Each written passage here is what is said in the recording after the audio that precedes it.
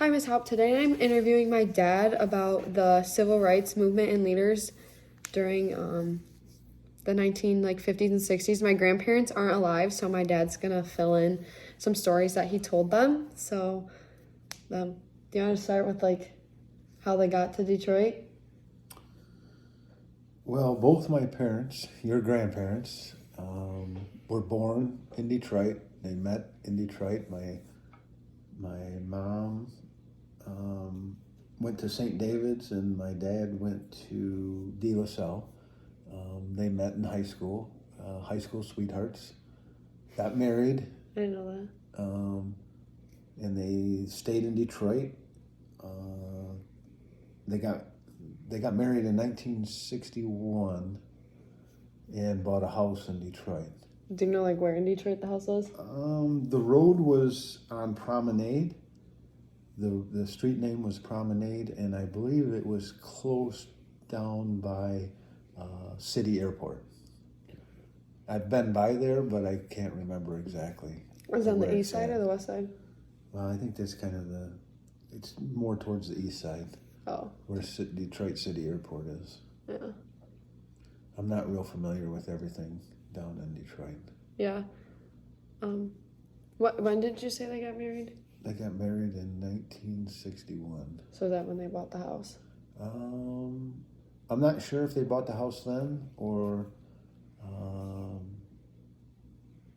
I think it was after 1963 from the stories that they told me. I think it was around the year 1963. I think they lived in an apartment for 2 years or a townhouse, I believe. Not a townhouse, but like an upstairs apartment from a house. Oh. And then once my oldest sister was born, your Aunt Susie, And what year? she was born in 1962. 62. Yeah. Oh, I might have that wrong. They got married in 1960. I think Sue was born in 62. But I might have those dates wrong. Then they moved into the house on Promenade in 63, I believe. And they just told me stories about the house. I was born in 1970 in Detroit. So you weren't alive during the riots. Did they ever share anything about those riots with the Detroit riots with you?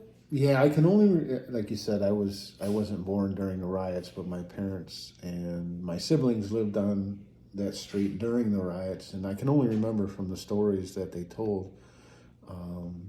Some of there's actually some interesting ones, and I remember a couple. I guess you could call it funny or maybe scary, I guess, if you will, stories about my brother during the riot. So I do remember one story they told us about. They would hear the gunshots and they would go in the basement. They could hear the gunshots from the riot from the house, so everybody would go in the basement of the house just for safety.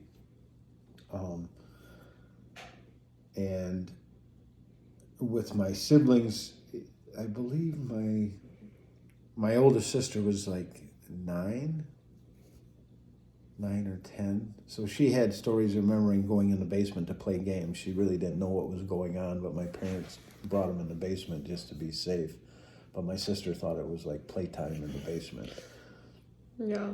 How do you tell a kid what's going on? Right. I think it was more of keeping the kids safe and doing something fun. They also said that the neighbor's house had I guess it must have been an awning overhang on their patio or their back porch, and there was a bullet hole through maybe it was aluminum awning or something like that, but they actually had a bullet hole. Now I never seen it or anything, but I just remember the stories of that, and I would have to believe that would be quite scary. Did you have any stories about Uncle Mike? That's the funny, scary story I guess we were going to talk about.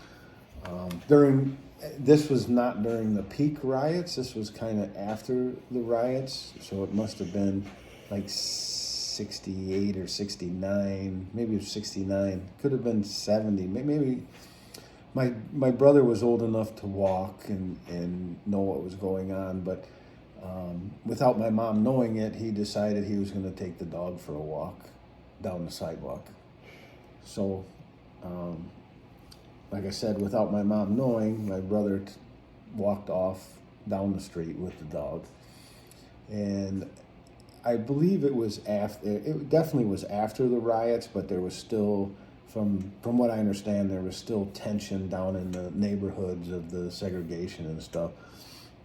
And this lady that lived, we're assuming she lived down the block a ways, walked my brother back with the dog and walked back to our house. And she knew from the dog, because we had a collie that looked like Lassie, and she knew from the dog where the house was. So she walked my brother back with the dog to my mom, and of course my mom was petrified, scared, happy, relieved. You know, all those emotions to know that her son was back safely. Yeah. When did your parents decide to like move out, or did they ever feel like their safety was like in danger? I think that during the riots, they definitely didn't like it. They didn't care for it. I don't know if they ever felt really in danger, but after the riots, the neighborhoods were changing.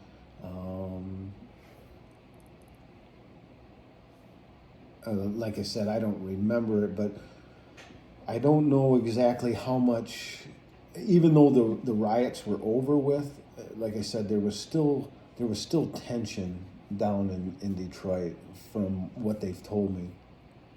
So they decided to. A lot of houses were selling on our street, so they decided to sell and move out. They actually moved from Detroit to Richmond.